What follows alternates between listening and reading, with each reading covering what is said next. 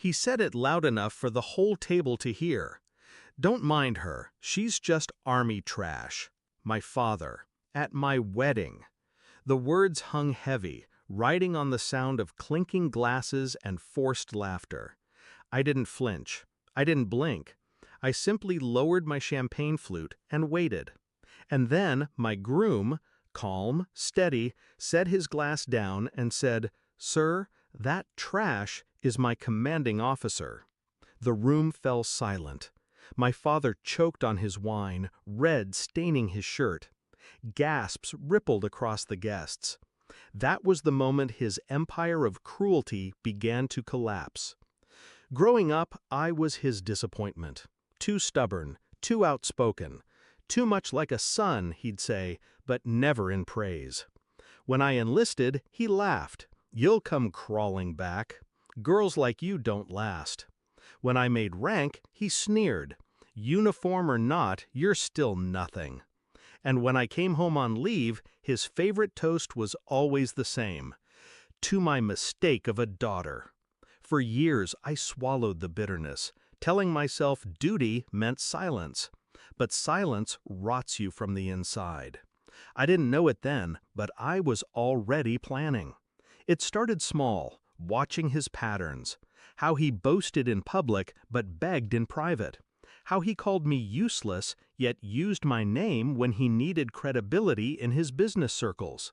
How every insult was a thread in the rope he didn't realize he was tying around his own neck. By the time I met Michael, my groom, I knew exactly what I would do. I didn't tell Michael the full truth at first, only fragments. Enough for him to see the scars, but not the depth of the wounds. But he saw. He always saw. And when he found out who my father was, the man who mocked me, disowned me, humiliated me, Michael didn't run. He just nodded once. Then, let's give him a show he'll never forget. The wedding was the stage. The guest list? Mine. The seating arrangements? Mine. Every detail orchestrated so that my father would believe he was still in control. He thought it was his event to flaunt his wealth, his chance to display the power of his name. He had no idea it was my battlefield. The ceremony passed without incident. The vows, the rings, the kiss. He smiled through it all, pretending to bless what he'd always cursed. But the reception? That was when he couldn't resist. Wine in his hand, pride in his voice, he leaned over to a table of investors and said it again. The words that had haunted me since childhood. "She's army trash." I felt every eye turn toward me, and I let them, because the trap was already set. Michael's response wasn't rehearsed. It didn't need to be. He just spoke the truth. "Sir, that trash is my commanding officer." The shock hit him first, then the guests. The investors he wanted to impress suddenly looked at me differently, not as the failure he painted, but as the leader who commanded respect, the woman he could never control. His laughter died in his throat. His power died in that room. I didn't stop there. The next morning, the papers ran with the story.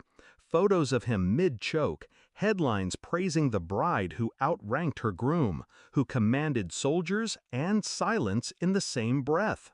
The investors pulled out of his deals. His credibility dissolved.